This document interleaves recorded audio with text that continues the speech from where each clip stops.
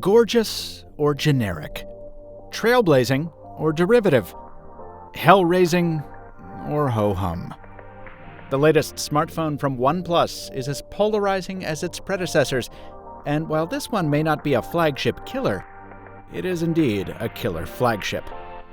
I'm Michael Fisher, MrMobile, and this is the OnePlus 3 review.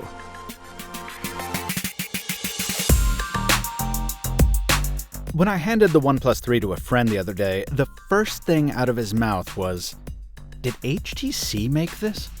And indeed, this is a familiar design. A thin, slippery aluminum chassis cleaved in three by inset antenna channels, punctuated by a protruding camera up top and a bottom-firing speaker down below.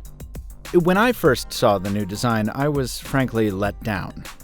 OnePlus burst onto the scene in 2014 with a phone that looked and felt like no other, and the 2 years since have seen that initial boldness eroded, while the price tags have climbed.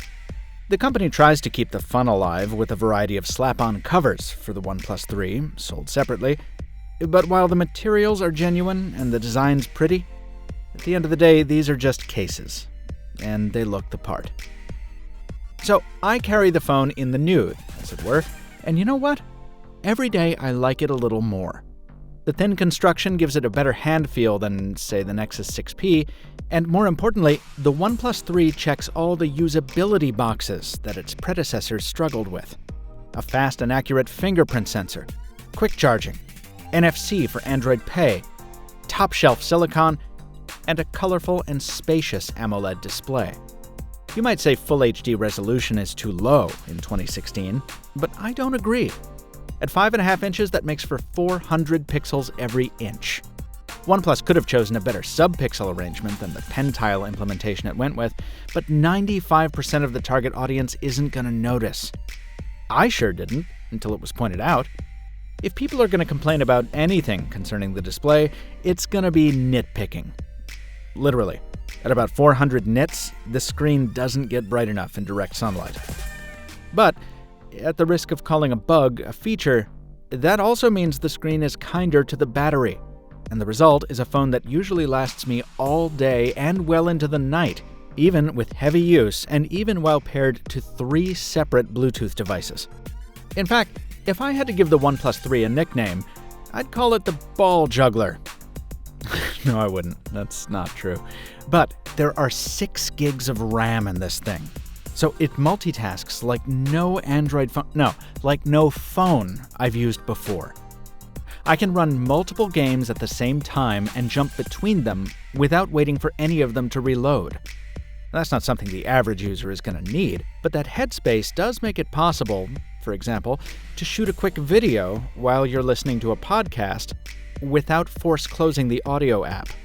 That's a simple task that a staggering number of phones just straight up fail at.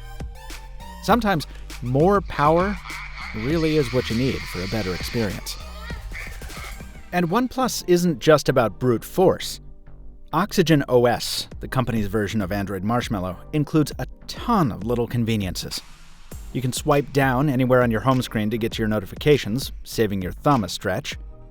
You can set shortcuts on the capacitive buttons to launch specific apps or functions, or get rid of the capacitive buttons altogether and use soft keys instead. Keep the ringer loud, or shut it off, or only let priority alerts through with the 3-way switch on the side.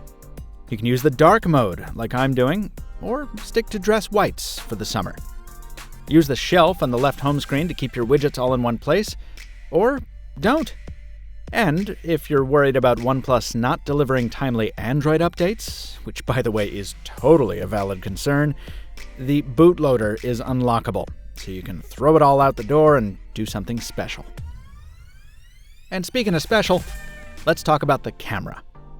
It's the same Sony sensor from the Huawei Mate 8 and the Asus Zenfone 3, and while the aperture isn't the biggest, I almost never came away disappointed in the photos, no matter what kind of lighting I found myself in.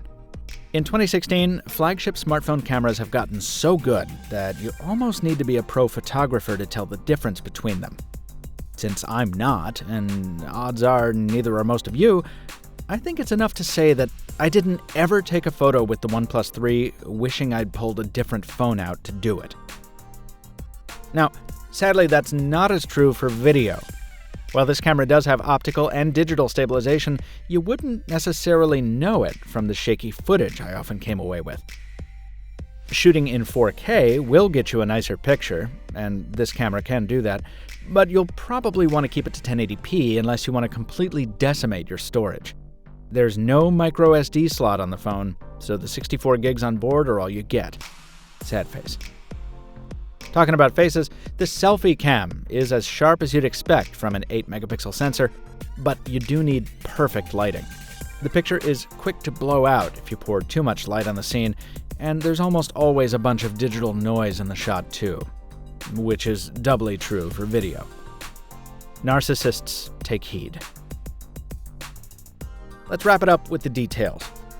After a strange issue I had registering on T-Mobile's network on day one, reception and voice quality have been fine for the past 10 days in Boston. And if you want to run the phone on 2 carriers at once, you can, thanks to the dual SIM slots. The speakerphone is nothing special, and its bottom firing position makes it completely forgettable. The phone ships with a slippery, smudge-prone screen protector on the Gorilla Glass 4. Gross. But it saved me twice this week from a shattered screen after a couple of bad drops. So we'll call that a win.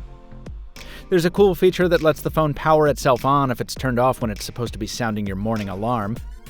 And when it comes time to plug in, get ready to bust out your slackjaw. The charger in the box is chunky for good reason.